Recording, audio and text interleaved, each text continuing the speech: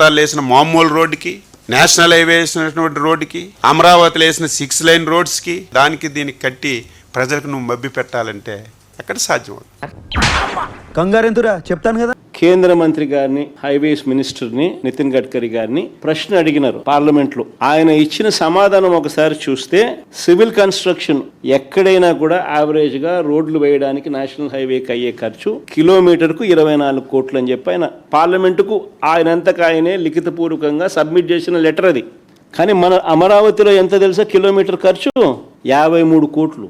53 కోట్లు. ఇంకా విచిత్రం ఏమిటో తెలుసా? విజయవాడ బెన్ సర్కిల్ ఫ్లైఓవర్ 69 కోట్ల రూపాయలు కిలోమీటర్ ఖర్చు అయితే, చంద్రబాబు నాయుడు గారి అమరావతిలో సీడ్ యాక్సెస్ నుంచి వారధి వద్ద కలిపే ఫ్లైఓవర్ కు వీరు పెడతా ఉన్న ఖర్చు కిలోమీటర్ కు 189 కోట్లు. ఇది వ్యాపారం.